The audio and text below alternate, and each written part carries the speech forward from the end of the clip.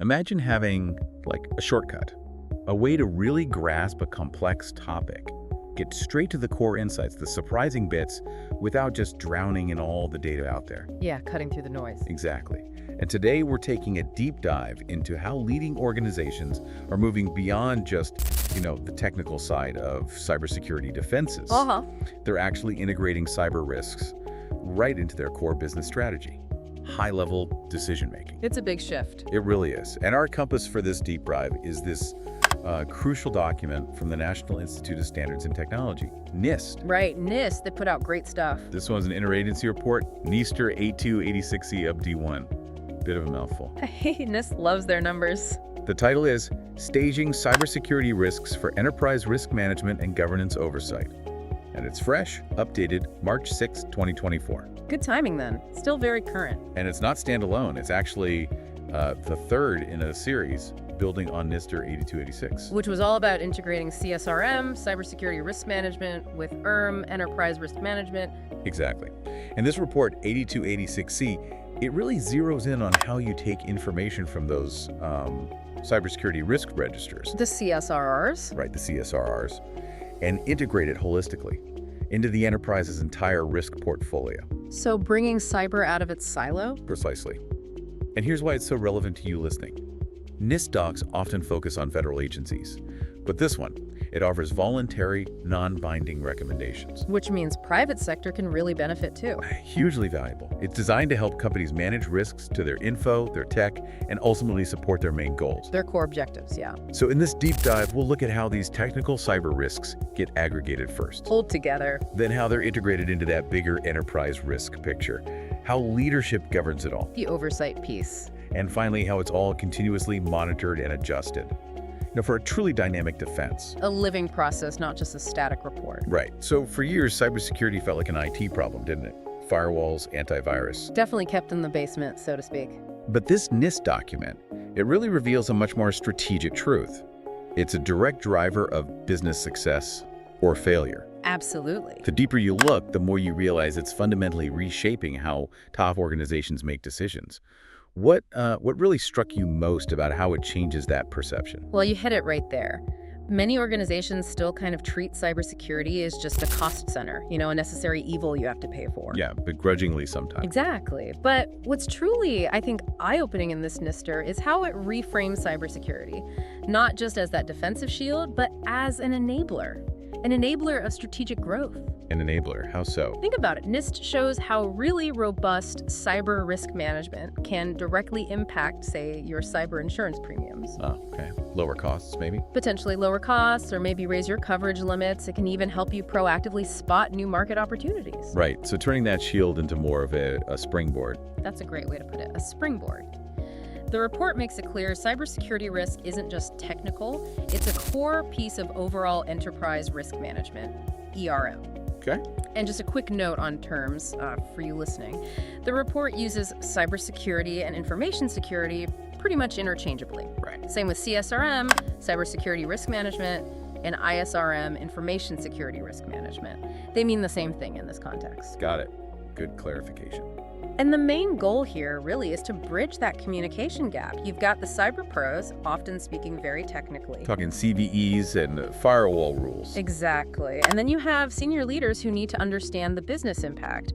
What does this mean for us? The bottom line. Precisely. So this provides concrete methods to integrate all that sometimes disparate cyber risk info from across the whole company. Makes sense. And it's crucial to remember the 4 activities we'll talk about: aggregation, integration, adjustments, monitoring. They're not just steps you do once. Right, it's a cycle. It's a continuous, ongoing cycle. That's what drives the strategic transformation. Okay, so let's talk about that first step then, aggregation.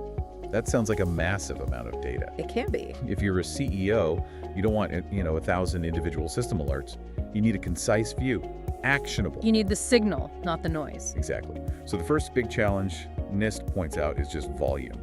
You have system-level risks across dozens, maybe hundreds of IT systems. Yeah. How do you even begin to distill that fire hose of data into something leaders can use? It's a mix, really, part art, part science, but NIST gives us a clean path. It starts with those cybersecurity risk registers we mentioned. CSRRs. Okay, these CSRs. Think of these like consistent forms, standardized ways to record specific risk scenarios, their potential impact, what you plan to do about them, but at the individual system level. So one for each server or application, maybe? Kind of, yeah, system level. Then the first practical step is aggregation. You take these individual CSRRs and combine them upwards through lower level organizations, maybe departments, divisions, business units, whatever structure the company has, until eventually it reaches the top, the enterprise level. Okay, so rolling it up. Rolling it up, exactly. But it's not just about, piling them together. That's where normalization comes in. Normalization. Okay, what does that mean here? Think of normalization like creating a universal translator for risk. Different teams might use different jargon, different scales. Oh, definitely. What's high risk to one team might be medium to another. Precisely. So NIST provides the blueprint to bring all those varied risk perspectives into a common language. So when the board sees a high risk, it actually means the same thing, whether it bubbled up from IT or legal or marketing. So speaking the same risk language across the whole company. You got it. And that process involves things like deduplication, streamlining redundant entries. Like if 3 different systems report the same basic threat. Exactly. Like the document gives an example. Maybe one entry is external attacker exfiltrating merger plans. Another is threat actor stealing marketing plans via malicious code. And a third is malicious parties planting a web shell to access legal docs.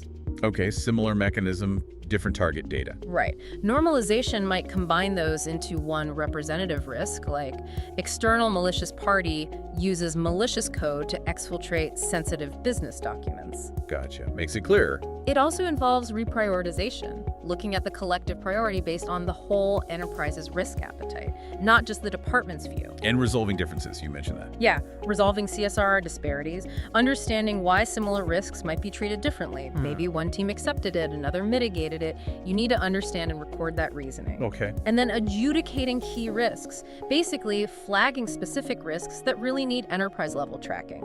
Those go into an enterprise-level CSRR or ECSRR. The ECSRR. And this higher-level normalization, it also sets up common rating criteria for consequences, both negative and positive, and likelihood. So you can actually compare apples to apples. Makes sense. Comparing risks meaningfully. Right. And this might even bring in time factors, like something called risk velocity, how fast a risk could hit you. Interesting. So it's not just impact and likelihood. Not always, no. Now, while there are methods, algorithms, like 3-point estimation for likelihood and impact, that can help. The math side. Yeah, the math side. But the document is very clear. These formulas. They are not meant to replace management experience and prudent judgment. The human element again. Absolutely vital. You need that context, that experience. You just mentioned that management experience and prudent judgment. Yeah. Can you maybe give us a quick, real world type of scenario where an algorithm might say one thing, but human judgment has to step in? Oh, sure. Easily.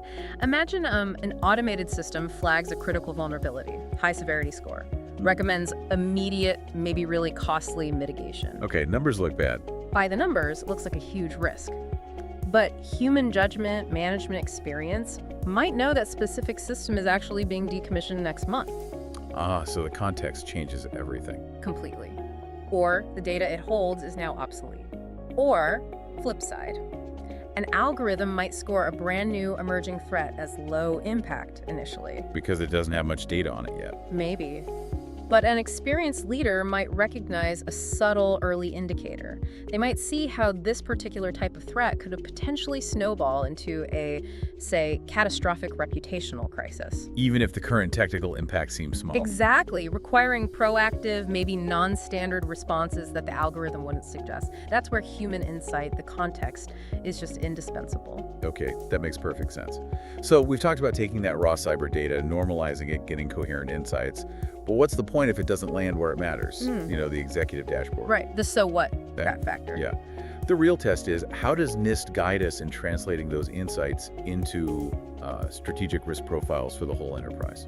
Exactly. This is where it really comes together for leadership. After aggregation and normalization, that information from the ECSRR, the rolled up cybersecurity risks, it feeds directly into the enterprise risk register, the ERR. Okay, what's that exactly? The ERR is basically that comprehensive list. Yeah. All the major enterprise level risks that need sustained management attention. Not just cyber, but financial, operational, strategic, everything. The big list. The big list. Then from that ERR, a prioritized subset forms the enterprise risk profile, the ERP. ERP, okay, so ERR is the list, ERP is the priority snapshot. That's a good way to think of it. The ERP is what's really crucial for informing those top-level executive decisions and also for meeting external disclosure requirements. Like SEC filings for public companies. Exactly. You need a clear picture of your most significant risks. And this whole flow, ECSRR to ERR to ERP, it's iterative, it's cyclical, constantly informing strategic planning. Okay. And how does NIST suggest categorizing the impacts at that enterprise level? Right. They frame the enterprise-level cyber consequences mainly in 3 critical buckets: financial, reputational, and mission impact. Financial, reputation, mission. Makes sense. But what's really crucial here, I think, is how they emphasize understanding not just the direct hit. Like the immediate cost of a breach. Yeah, not just that, but the cascading secondary impacts. For instance, how a mission impediment, maybe you can't deliver a key service, how that can quickly spiral into reputational damage. Which then hits the bottom line. Which then directly impacts the balance sheet. Seeing that whole chain reaction, the holistic view, is vital for board-level understanding. Okay, so cyber isn't alone on this ERR or ERP. Oh, absolutely not. It's important to remember cybersecurity is just one category, one of potentially dozens of risk types in the broader enterprise risk universe. Like operational risks, financial, strategic. Exactly.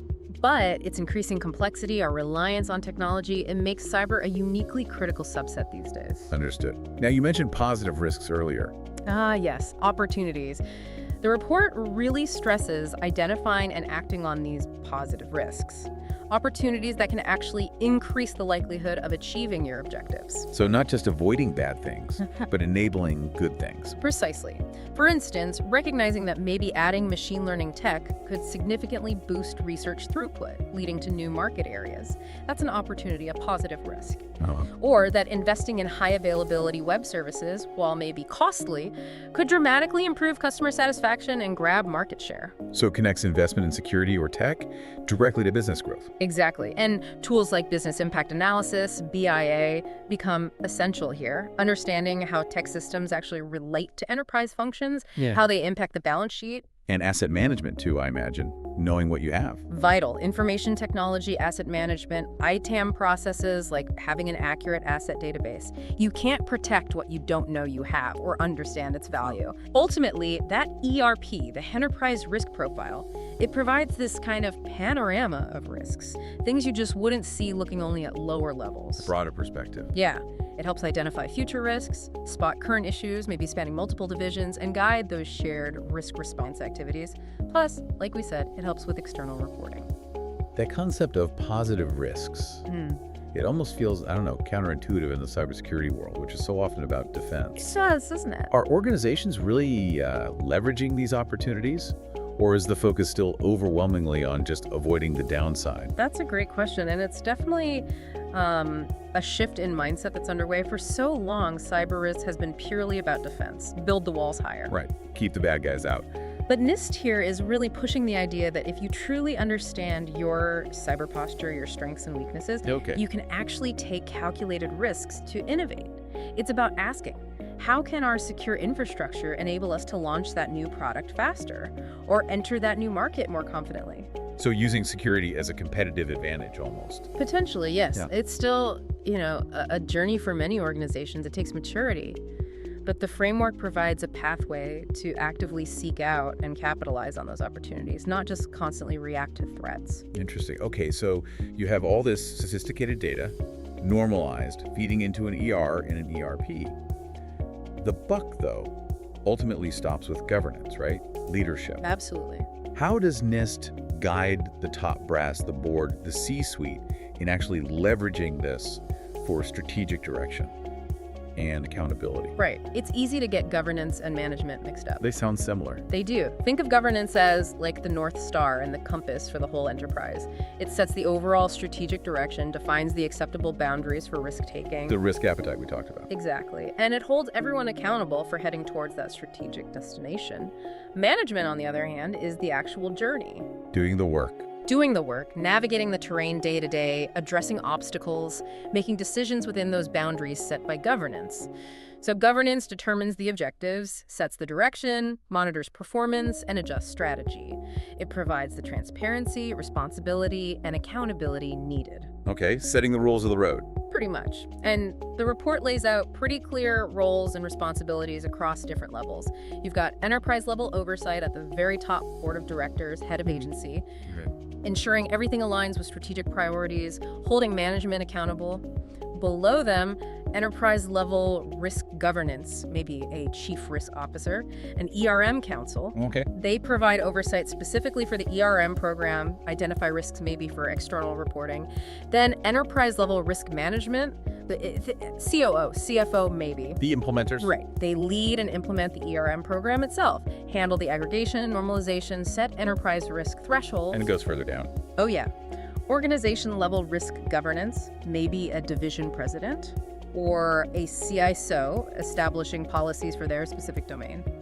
And finally, system-level risk management, the system owner, tracking risks for their specific system. Wow, okay, so it's really cascaded down. It has to be, for it to work effectively. Clear lines of communication and accountability. And how does something like the NIST cybersecurity framework, the CSF, fit into this governance picture? The CSF. It plays a really key role here. It provides that structured approach, a common language, for coordinating all these risk management activities across the different levels. From the boardroom down to the server room. Exactly. It helps everyone consistently evaluate risks, communicate what needs to be done, what adjustments are necessary, connects strategy to implementation. Oh, and governance also involves making adjustments, right? Based on what they're seeing. Absolutely. It's dynamic. That whole CSRM lifecycle constantly gets inputs and feedback through adjustments to the risk direction set by governance. Like what kind of adjustment? Well, budget allocation is a big one. Balancing risk optimization, resource optimization, the value delivered. Quantitative methods can help here, cost-benefit analysis for cyber investments. And seeing the aggregated view might show where centralized funding makes sense. Precisely. Saves money, maybe more effective. Another adjustment is to risk appetite and tolerance itself. Leadership changing their minds. Or refining their position based on results. They might look at the risks being reported and say, is this acceptable? Or do we need a stronger response here, more mitigation, maybe risk sharing like insurance, and ensuring consistency across the org. Making sure one division isn't taking wild risks while another is super cautious. Exactly. And importantly, reviewing overly stringent constraints. Leaders need to make sure the organization is allowed to take enough risk to actually seize opportunities. Back to the positive risk idea. Yep. Positive risks often come with negative ones attached. It's about analyzing those trade-offs. And finally, just adjusting priorities periodically, making sure everything stays aligned with the overall mission. It sounds very active. Not just setting rules and walking away. It has to be. The landscape changes too fast. Which leads perfectly to the last piece. Risk management isn't a one-time project, right? It's a continuous cycle. Absolutely. So how do organizations stay on top of this constantly shifting risk landscape? How do they keep their strategy on track, especially when, as you said, risk appetite itself might shift? That's where the monitor, evaluate, adjust loop, the MEA cycle, really comes into play. Senior leaders are constantly monitoring what's happening with risk management activities. Keeping an eye on things. Then they evaluate the options available based on that monitoring. And finally, they adjust guidance, operations, strategy, whatever's needed to seize those opportunities and minimize harmful impacts. Monitor, evaluate, adjust. MEA. MEA. And a really critical concept here, one that's often overlooked, I think, is risk capacity. Risk capacity, what's that? It's the absolute breaking point, the maximum amount of risk across all types that your organization can possibly endure before catastrophic consequences hit, like going out of business. Potentially jeopardizing the entire enterprise's existence, or maybe having to shut down a whole business unit. It forces leaders to confront a pretty terrifying but essential question. Which is? What's our absolute doomsday scenario? And more importantly, do we actually know how close we might be getting to it? Wow, that's heavy. It is. But that's why aggregate risk, looking at the whole picture, has to be monitored so closely at the highest levels. You need to know if you're nearing that capacity cliff. Okay, so how do they monitor that effectively? What tools do they use? Well, those risk tolerance statements we talked about, they get translated into specific security controls on the ground. Okay. And the performance of those controls and the overall risk environment are measured by key performance indicators, KPIs, and key risk indicators, KRIs. KPIs and KRIs. Yeah. Heard those terms a lot. What's the key difference in this context? Good question. KPIs generally measure program success after the fact, like a percentage of critical vulnerabilities patched within 30 days. It tells you how well you did. Okay, looking backward. Right. CRIs, on the other hand, are more like the early warning system. They're designed to predict risk. Looking forward. Exactly. They help you identify if the likelihood of a bad event is increasing, if the potential severity is going up, maybe spotting new risks emerging, or seeing if your controls are starting to fail before disaster strikes. So CRIs give you a chance to react sooner. That's the idea. And the real insight NIST pushes is defining that threshold. When does a leading KRI, a warning sign, become a lagging KRI?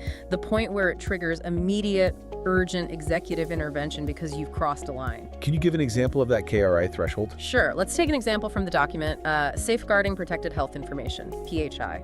The risk appetite might be only authorized parties access computer systems, and tolerance includes auditing logon events. Okay, standard stuff. Right. So the controls are unique accounts, authentication, audit logs, alerting. Now, a leading KRI might be set at, say, 4 failed login attempts for a single user account within 1 hour. Suspicious. Could be a typo, could be someone trying to break in. Exactly. It's a flag, warrants investigation. But maybe the lagging KRI, the red line, is set at 5 failed logins for that single user, or maybe 30 failed logins across all users in that hour. Okay. If you hit that, it's no longer just suspicious, it's a probable attack underway. Precisely. That lagging KRI breach triggers urgent, maybe automated response executive notification because you've crossed your defined risk tolerance threshold. Time for immediate action. Got it. So you monitor with KPIs and KRIs, then evaluate. Then evaluate. You assess changes to any of the risk components, maybe the value of the asset changed, the threat probability went up or down, a new vulnerability was found, the potential impact shifted. Checking if the controls are still effective. Right, and ensuring the overall risk is still being managed to an acceptable level. This also applies to positive risks, by the way. If an opportunity's likelihood increases, maybe the analysis of the associated negative risks needs adjustment too. Makes sense.